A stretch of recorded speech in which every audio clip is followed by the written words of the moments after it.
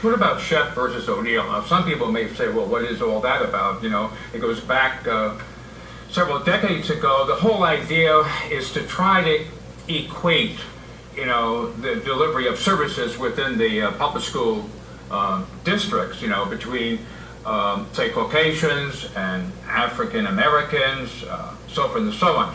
What is your take on that right now? And that is critical in the state because you're talking about Hartford, Bridgeport, New Haven versus the other towns. You know, are we ever going to have equity when it comes to kids in general getting access, getting a good education so they can get a good job down the pipe? I think you're seeing the correct schools, you're seeing the magnet schools. We have one in West Hartford, Charter Oak, and some of them have been made for a variety of reasons. One of them is the racial component.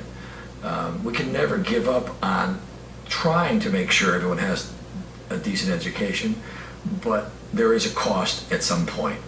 And I think the state of Connecticut, on the racial balancing, has done just about everything it can. It's almost like playing Twister to try to find ways that every school district works. It's a mess, and because they're trying to save money while they do it. And I think we're getting there, and we're living in a different time. I just talked earlier about leaving in 1972, Hartford. Very hard time. It was a racial problem back in the 70s in Hartford. It wasn't today with gangs and drugs. Back then it was coming out of the 60s. So that's kind of gone, and there's not as much, I believe, racial bias today. But that doesn't mean that we don't continue to address it. But when we look at Hartford, New Haven, and Bridgeport, there are a lot of shootings going on. Well, that's different than Chef. I mean, that's a different... And then, understandable. But the thing is about the anti-gun legislation, if that were to be increased, I mean, this is something that Malloy is talking about. He wants to take away more rights of gun owners, whatever.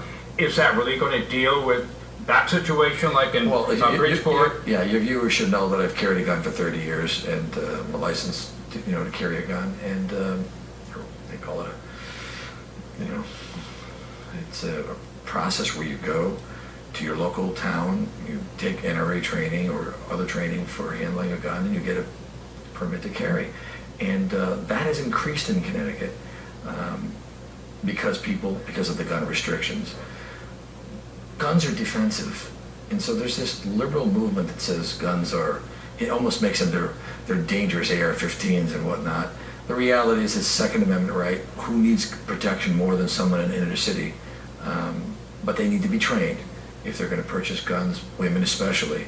And there's been an increase in these numbers, and there's a lot of propaganda about the guns. You know, guns don't kill, people kill. But the inner cities have been struggling for decades. I believe it's the drugs is the most important part of the gang violence and the killing and the drive-bys right now. It's isolated. Not that there isn't crime, but that needs to be addressed. It's been addressed, but not addressed enough. If you don't feel safe, I'd like to take the governor and Tom Foley for a walk through New Haven or downtown Hartford, or the north end of Hartford on Barber Street. Come on a Saturday night and walk down the street. I'll wear a gun and you don't. Tell me how safe you feel. Why? Will there be a drive-by shooting? The point is, how safe do you feel? Come take a ride with me. Take a walk with me in these areas that have drugs. And not necessarily because they're minority areas where they live, it's where their drugs are. And they're preying on the population. The city cops are doing all they can, but they can spend their whole budgets just trying to break the drug trade.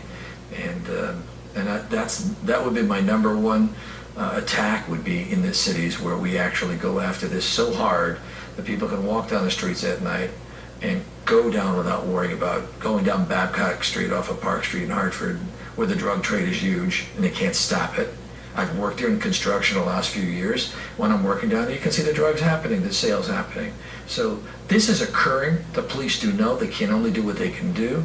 It's got to stop, because that's where the crime, that's where, because of the drugs, the schools, the kids are failing, the environment they're being raised in there's just illegal activity happening everywhere.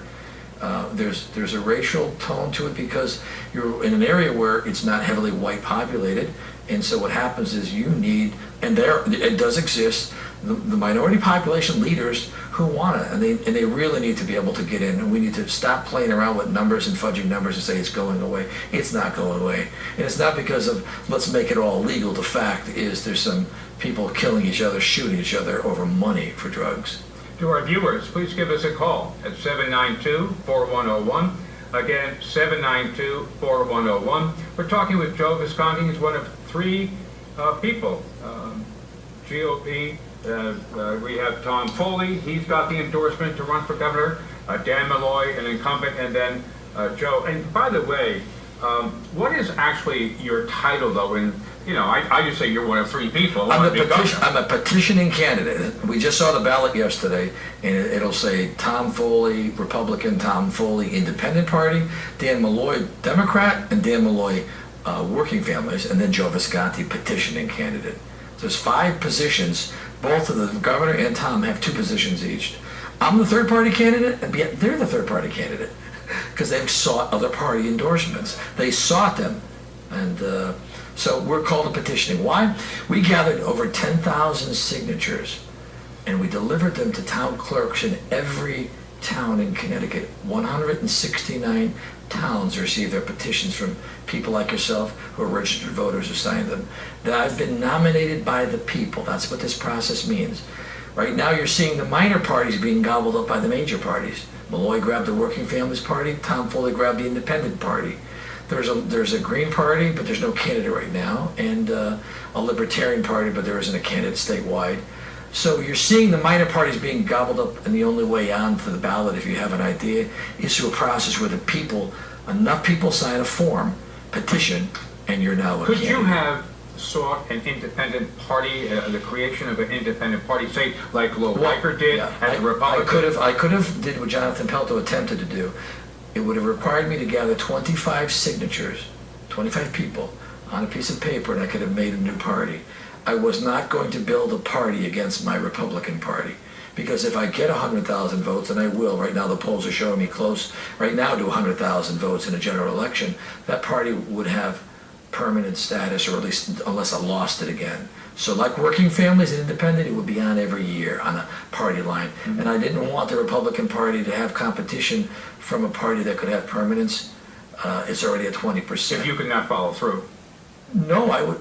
No, not just that. Saying if something were to happen. I'm not here to, even though it may look like I'm hurting the Republicans, I am the only Republican in the race. Right. And I didn't want that. They're at 20%. They could lose party status if they fall below 20%. That almost happened in 1990. I think it was Bruce Morrison. He ran against Lowell Weicker, and he was at 21%. If they reached under 20% in a general election during a gubernatorial year, you'll lose your party status and have to get signatures to be back on as a party. That almost happened to the Democrats. So I wasn't here to destroy the Republican Party by threatening it with a new party. And so many people wanted me to run just on my own name. Me and Chet Harris. Chet Harris is running for lieutenant governor. His former name was Chester Frank Harris. Great guy, and he was a former Board of Ed member. And so we did make the party, and we're running on our own name, and we're doing good.